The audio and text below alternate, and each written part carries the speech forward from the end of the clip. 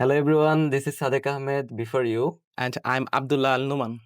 Today we'll be discussing about our IELTS therapy journey. So far we have done our 3 months IELTS therapy journey with IELTS therapy, and now I would like to ask you that what influenced you to admit in IELTS therapy? Actually, why you choose this appropriate institute to take your IELTS preparation? Well, to be honest, at first I have joined English therapy. Here I have done my basic course because I have some lackings in grammatical or basic tools, like which is why I have joined English therapy and completed my course. Like after completing this course, I have joined another coaching center. I can't mention the name of this coaching center.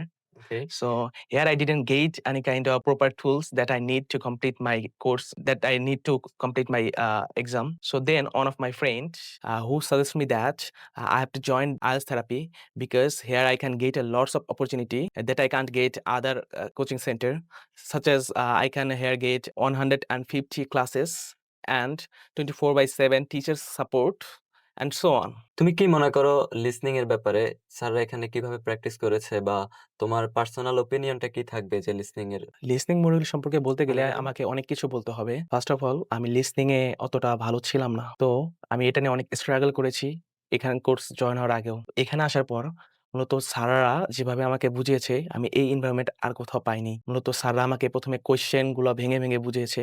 আমাকে না, আমাদের পুরা ব্যাচের সকল স্টুডেন্টদেরকে। তাদেরকে মূলত এই কোয়েশ্চেন গুলা, প্যাটার্ন গুলা শিখিয়েছে। কিভাবে সলভ করতে হবে এটা ফার্স্ট এ শিখিয়েছে। তারপরে আমরা ক্যামব্রিজ সলভ করেছি। ক্যামব্রিজ থেকে এখানে সলভ করেছি। এখন আমরা মক টেস্ট দিচ্ছি এবং আমরা আমাদের আশানুরূপ রেজাল্ট গুলো পাচ্ছি।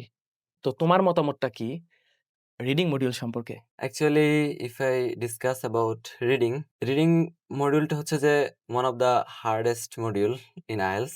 ইয়াহ! তো এই রিডিং এর ক্ষেত্রে স্যাররা হচ্ছে যে সবচেয়ে বেশি গুরুত্ব দিয়ে আমাদেরকে রিডিংটা করাইছে। যেমন একটা কথা আমাকে না বললেই না হয়। IELTS therapy emphasize more about building skills rather than running after score. রিডিংটা আমরা শুরুতে স্কিল ডেভেলপমেন্ট করেছি। স্কিল ডেভেলপমেন্ট বলতে কিভাবে? আর্টিকেল পড়ে, বই পড়ে ১ম এ আমাদের মধ্যে যে ম্যাটেরিয়ালস গুলা দরকার আন্ডারস্ট্যান্ডেবিলিটি বাড়ানোর জন্য, সেই ম্যাটেরিয়ালস গুলো আমরা পেয়েছি। ডেফিনিটলি। ব্রিফলি কোয়েশ্চেন টাইপ গুলো আলোচনা করেছে সবগুলো। আলোচনার পরবর্তীতে আমরা ক্যামব্রিজ নিয়েছি, ক্যামব্রিজ সলভ করেছি। যেগুলোতে আমরা সলভ করতে পারি নাই অথবা যেগুলোতে স্টাক হয়ে গিয়েছি। সেক্ষেত্রে স্যারদের থেকে 24/7 সাপোর্ট পেয়েছি। যেটা হচ্ছে যে main feature of IELTS therapy. Then what about writing module? What's your opinion about writing? Actually, if I would like to talk about writing module, so writing module is like it's magnificent.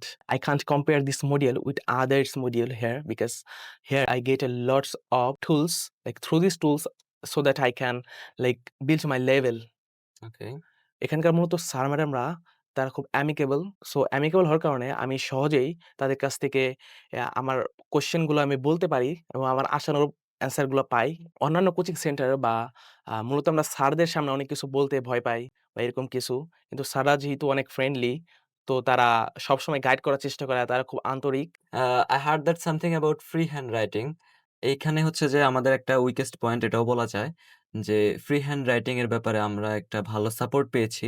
যেমন আমাদেরকে প্রতিদিন একটা করে free hand writing জমা দিতে হইতো।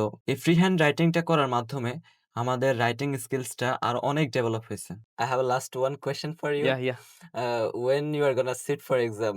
Brother, it's totally secret. Secret? Yeah, Oh I my can't God. say Okay, then it. I won't tell you as well as mine. We are going to sit for exam very soon. So keep us in your prayer. Inshallah, we'll share with you guys whatever score we'll get in our main exam.